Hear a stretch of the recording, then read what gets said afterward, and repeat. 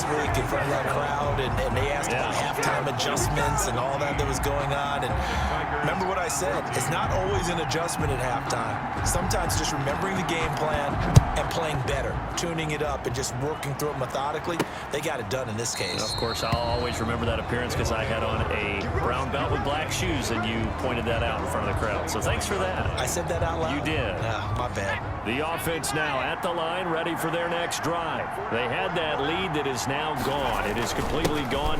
How does that affect the psyche? Or am I reading into that too much? They should be okay still? No, you're not reading into it too much at all. You've got to wonder what the psyche is of the team, because once you build up a lead and things are rolling pretty well, you don't expect it to change. And for it to change this dramatically, and now they're the team doing the chasing, yeah, you want to check out where they are mentally and whether or not they have it in them to come back. We'll soon find out. Yeah, they're on their heels a bit right now. 2nd and 9 now. Out of his hands quickly to Pittman. And they're able to get this one across the 35. 12 yards there and a first down. But one of the ways that quarterbacks keep all the receivers alive in a play, never lock in on any one guy. Make sure you keep your eyes moving, scan the field, and here he finds the open guy for a nice pickup. 2 yards on the pickup there. It'll be 2nd and 8. Well, any lane that might have been open there was closed pretty quickly, and that was because the defensive front, they won that battle at the point of attack at the line of scrimmage. They used great leverage, held their spot, and stacked him up. Looking middle, and it's incomplete. He was looking for Michael Pittman that time, and it's 3rd down. You and I watched film yesterday, and you told me to watch his feet. Well, for whatever reason, his footwork just looked off on that throw. And you always love it when an ex-defensive back talks quarterback mechanics, right? Well, but you're good at it. Well, I try, all right? I don't know how good I am, but it doesn't take much to tell. His mechanics are off a little bit, exactly what you described. Footwork, that led to the incompletion. From the midfield stripe, they'll look to throw.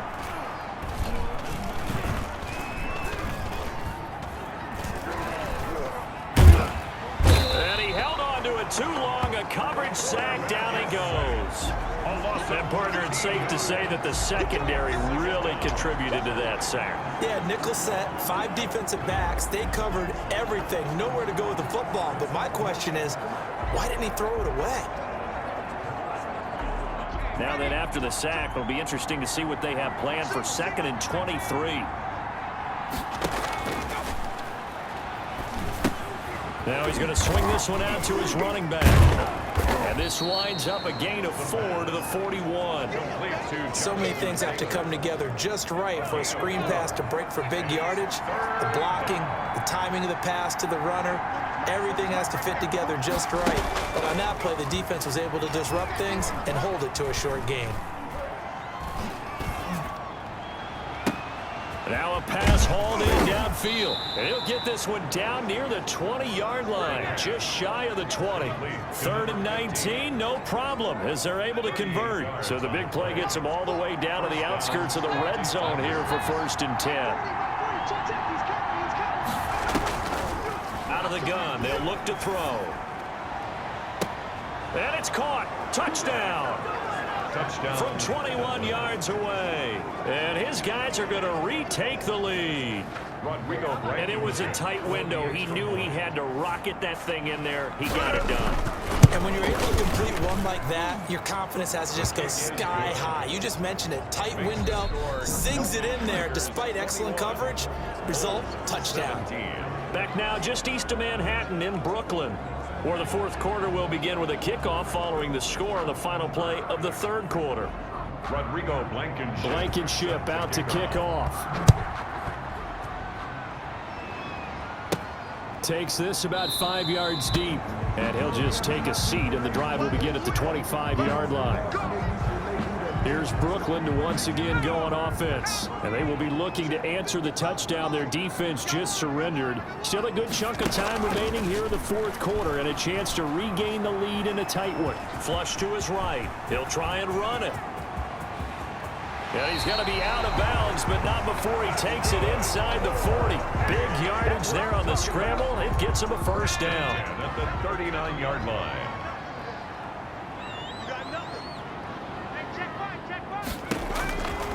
They'll look to throw here. Now that'll be tipped and intercepted. Picked off at the 13. And the return will stop right around the 25. They'll take over 1st and 10. Well, there definitely was some juice on that pass. And while tight ends don't always have the same reputation for hands as wide receivers do, in this case, that ball was expected to be caught. And he can't escape, and down he goes. A loss of 11 yards.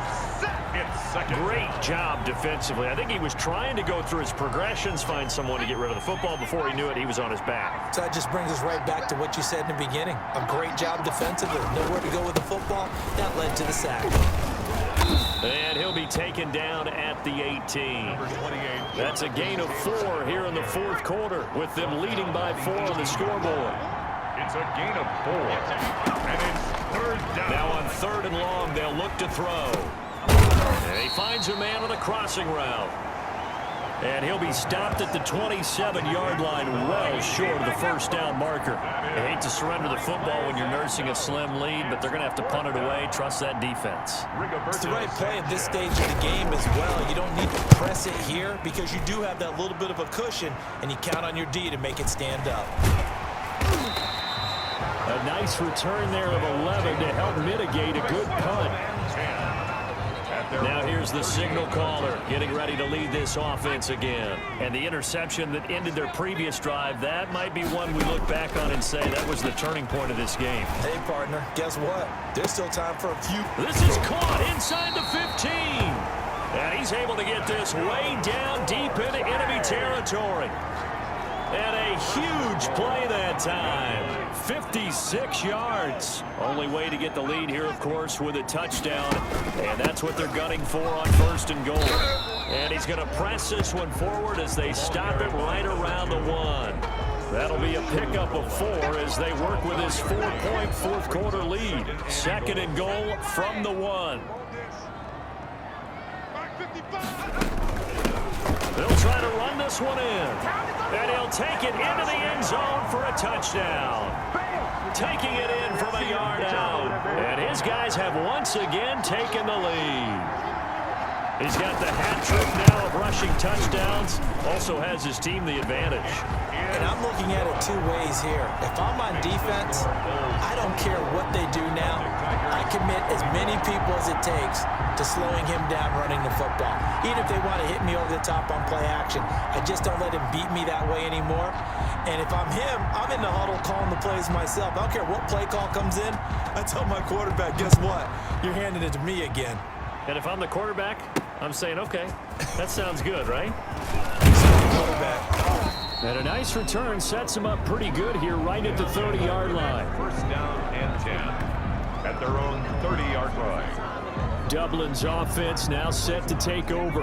And they're coming off a 3-and-out, my friend. I think they've got to look at that play sheet and go to a spot that they haven't gone before. Time to shake things up a little bit to try and get this offense moving. Okay, so how do you do that? How do you shake things up? You look at what you've called before and realize it hasn't worked Go to so something well. else. And maybe you try and find one of those special plays from one of your better players and maybe try and hit something big and get things going in the excitement area.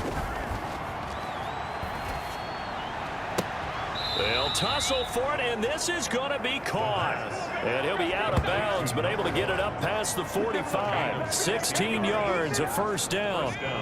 Dublin.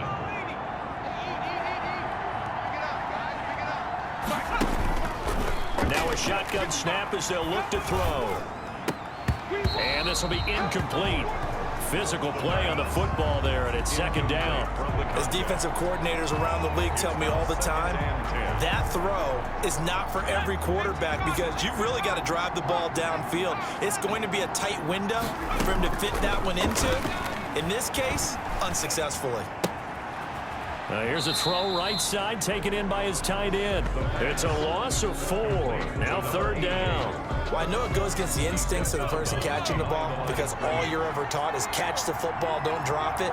But drop it there. Yeah, in that situation, dropping it would have been better. End up losing yardage, even though they completed the pass. As good as a sack. Yeah, how about that? Although they won't get the same credit for it, and it won't help them at contract time. He'll take a shot downfield. That's caught at the 25.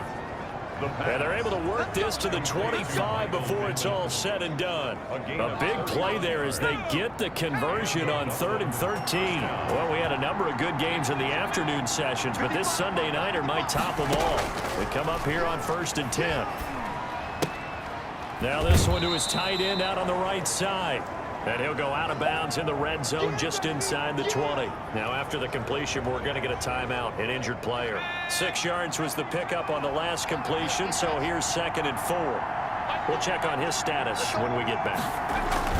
On 2nd down, it's Taylor.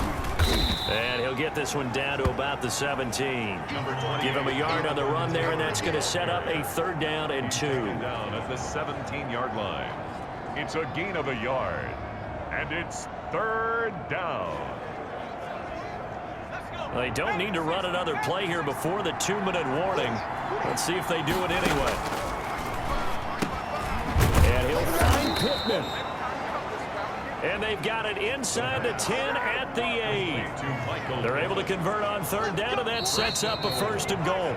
Only way to get the lead here, of course, with a touchdown. And that's what they're gunning for on 1st and goal.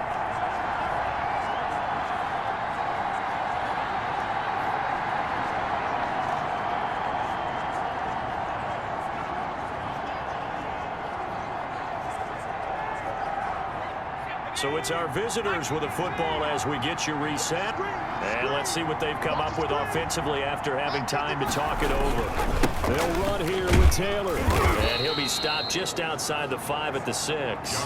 He'll get 2 out of that run, and it's going to bring up a 2nd and goal.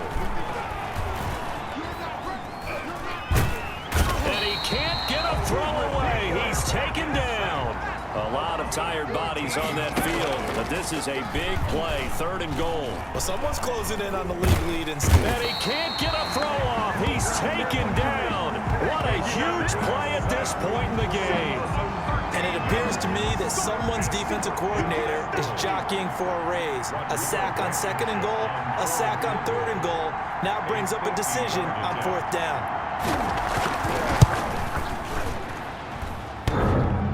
And it's off the left upright. Oh, my goodness. Heartache. It's no good. And this score will stay right where it is. 21. So distance not the issue there. He had plenty of leg to get it there. It's that darn upright getting in the way. Always gets in the way of a good time, doesn't it? Because he hit it square, too. Sometimes you can bank one in if you get it on the end of the football. No such luck there for him. Now the defense going to use the first of their timeouts as the clock will stop with 33 seconds remaining.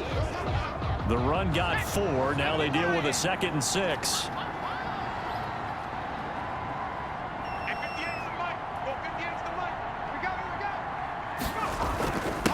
Now a handoff here to his running back. And he'll get this up past the 45 to the 47. Now a 2nd timeout called for by the defense, as the clock will stop with just under 30 seconds left to go.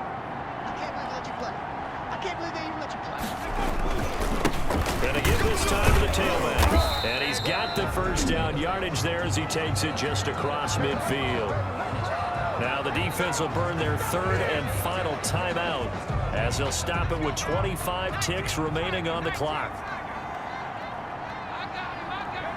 And they'll indeed take a knee.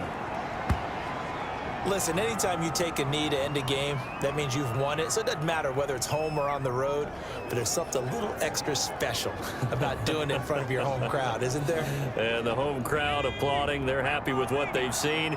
Chalk this one up in the left-hand column for a win. Yeah, that's right. Head to the locker room, throw the wristbands in the crowd for the kids, your gloves, your towels. Get to share it with the home team. They put up their goal at the beginning of the season, and that was to win 7 games, and now they've accomplished that mission. And congratulations to them for achieving their goal. They have to finish the season strong, but you've got to think that going forward for next year, they're going to jump that number up a little bit higher.